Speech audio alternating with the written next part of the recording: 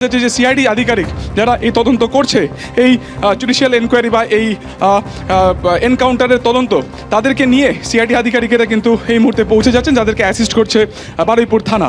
আমরা জানি গত মঙ্গলবার দিনকে রাত্রি 12টা নাগাদ প্রভাস মণ্ডল, যাকে নিয়ে ঘটনার পুনর্নির্মাণ করতে যাচ্ছিলেন স্পেশাল ইনভেস্টিগেশন টিম বা এসআইটির মেম্বাররা, সেই সময় কিন্তু তাদের হাত থেকে কোনোভাবে সার্ভিস রিভলভার ছাড়িয়ে সে গুলি করে এবং পুলিশকে উদ্দেশ্য করে, এবং তারপরে সে পালানোর চেষ্টা করে, যদিও সেই গুলি লক্ষ্যভ্রষ্ট হয়। পরবর্তী সময় কিন্তু পাল্টা এনকাউন্টারে আত্মরক্ষার্থে পুলিশ গুলি চালায়, দুটি গুলি সরাসরি তার কিন্তু শরীরে গুলিবিদ্ধ হয়, ঘটনাস্থলে তার মৃত্যু হয়। পরবর্তী সময় সমস্ত আইনি প্রক্রিয়াকে সামনে রেখে, অর্থাৎ বিশেষ করে সুপ্রিম কোর্টের গাইডলাইনকে সামনে রেখে এনকোয়ারি থেকে শুরু করে এনকোয়েস্ট থেকে শুরু করে ময়নাতদন্ত সবটাই সম্পন্ন হয়, এবং তারপরে কিন্তু সবথেকে গুরুত্বপূর্ণ ধাপ ঘটনাস্থলে যাওয়া, সেখানকার থেকে নমুনা সংগ্রহ করা, কী পরিস্থিতিতে এনকাউন্টার করতে তিনি বাধ্য হয়েছিলেন পুলিশের আধিকারিকেরা, এবং কোথায় সেই ঘটনাস্থল সেই সম্পর্কিত তথ্য সংগ্রহ করা।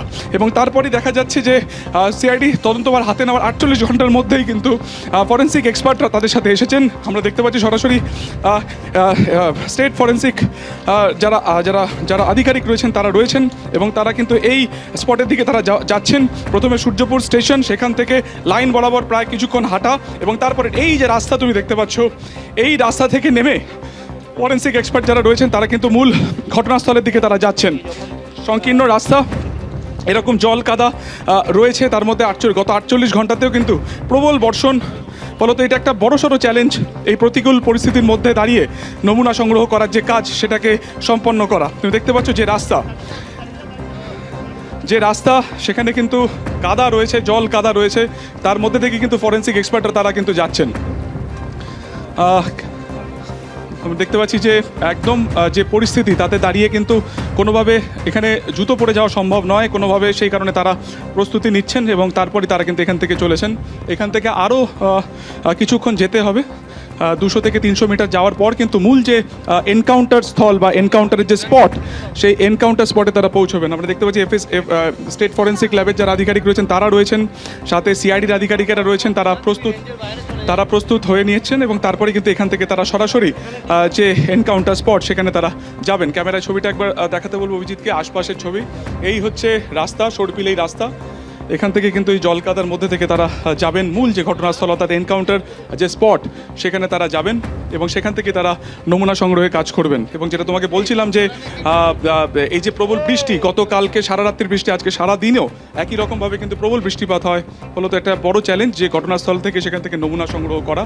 আমরা দেখতে পাচ্ছি একের পর এক এফআইসিএলের যারা তদন্তকারীরা তারা যাচ্ছেন, সঙ্গে রয়েছেন সিআইডির আধিকারিকেরা এবং বারুইপুর থানার পুলিশ, যারা এই ঘটনাস্থল সম্পর্কে ওয়াকিবহল, সেখানে তারা নিয়ে যাচ্ছেন। আগে যে ছবি দেখতে পাচ্ছি আমরা, যে এখান থেকেই তারা যাচ্ছেন এই জল কাদার মধ্যে থেকে, এবং গত মঙ্গলবার দিনকে ঠিক এই একই রাস্তা থেকে কিন্তু পুলিশ প্রভাস মণ্ডলকে নিয়ে যাচ্ছিল, এবং সেই সময় অন্ধকারের মধ্যে সে কিন্তু সেই অন্ধকারকে কার্যত পাথেয় করেই সে সার্ভিস রিভলভার ছিনিয়ে নেয়, এবং সেই সার্ভিস রিভলভার ছিনিয়ে পালানোর সে চেষ্টা করে, এবং অবশেষে সে গুলিও চালিয়েছিল পুলিশকে উদ্দেশ্য করে, যদিও সে গুলি লক্ষ্যভ্রষ্ট হয়, এবং অবশেষে কিন্তু যখন পুলিশ তার পাল্টা এনকাউন্টার করে, সেই পাল্টা গুলিতে কিন্তু মৃত্যু হয় প্রভাস মণ্ডলের। দুটি গুলি তার লাগে, একটি পেটের নিচে, একটি ঠিক কোমরের ওপর দিকের অংশে।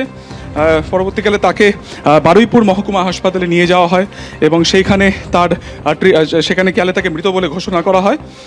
এবং তারপরেই কিন্তু যেটা দেখা যায় যে পরবর্তীকালে ম্যাজিস্ট্রেটের উপস্থিতিতে কিন্তু তার এনকোয়েস্ট হয়।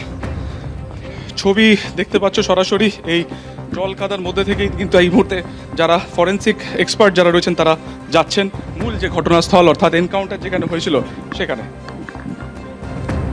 সুকান্ত, তুমি আমাদের সঙ্গে থাকো। আপনারা সরাসরি দেখতে পাচ্ছেন এই মুহূর্তে ঘটনাস্থলের দিকে যাচ্ছেন ফরেন্সিক টিমের সদস্যরা। সেখানে গিয়ে তারা বেশ কিছু নমুনা সংগ্রহ করবেন। গতকাল মঙ্গলবার রাতে যখন প্রভাস মণ্ডলকে নিয়ে পুলিশ এই ঘটনাস্থলের দিকে পুনর্নির্মাণের সময় যাচ্ছিল, সেই সময় পুলিশের কাছ থেকে সার্ভিস রিভলভার ছিনিয়ে নিয়ে প্রভাস মণ্ডল গুলি করে 1 রাউন্ড।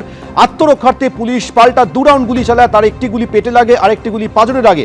এরপর গভীর রাতে হাসপাতালে নিয়ে গেলে তাকে মৃত বলে জানান চিকিৎসকরা। এরপর ফরেন্সিক টিমের সদস্যরা আজ 4:30টার সময় বারুইপুর থানায় আসেন। সেখান থেকে তারা এই মুহূর্তে ঘটনাস্থলের দিকে গিয়েছেন।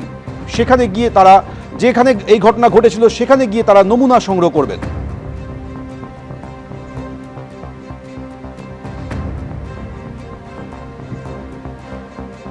এবিপি আনন্দ, এগিয়ে থাকে, এগিয়ে রাখে।